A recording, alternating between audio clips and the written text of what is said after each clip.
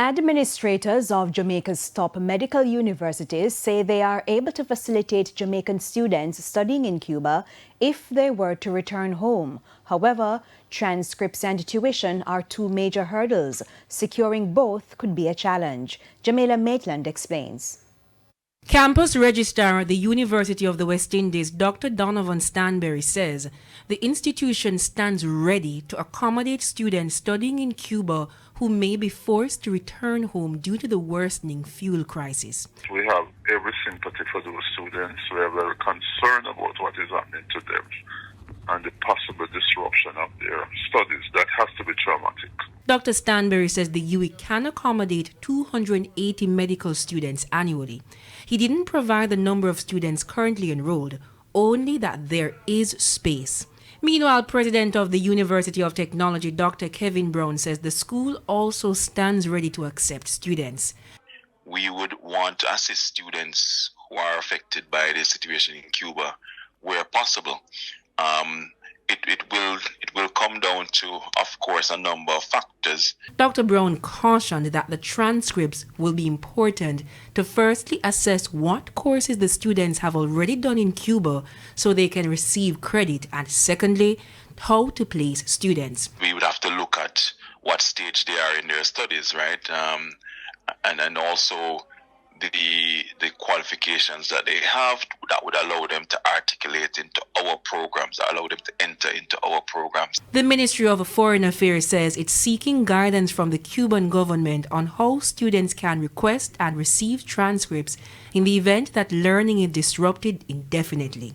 As if finishing each other's sentences, both university administrators say transcripts aside, the tuition is another hurdle.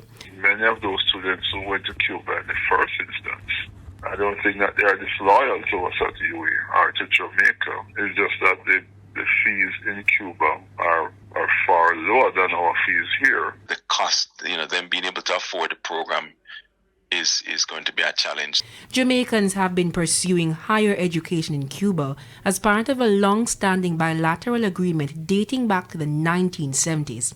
Medical science, engineering, and nursing are among the more prominent programs. It costs an average $28,000 to study medicine at the UWI.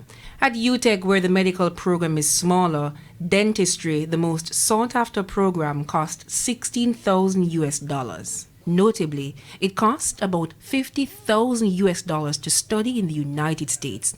In Cuba, however, the programs average $8,000 annually. Initially, I was accepted to the UWI MBBS program, but my offer was later rescinded due to my inability to fund the tuition. And so Cuba became the last resort option for me. This fourth-year Jamaican student in Cuba started her second semester on Monday, February 16. Her suitcase is packed in her closet, ready to leave if the situation becomes untenable. Ready to learn, however, if it gets resolved. Back in Jamaica, the tertiary school administrators are preparing themselves to facilitate the students if things worsen. We'll wait. I'm going to try and liaise with the Ministry of Education, the Ministry of Finance, and see if they've taken a position. But I think the tuition is going to be the sticking point. Has there been any official communication from government to the school regarding accommodating students so far? Not at this time. But I suspect, like all of us, they are watching the situation closely as well. Jamila Maitland, TVJ News.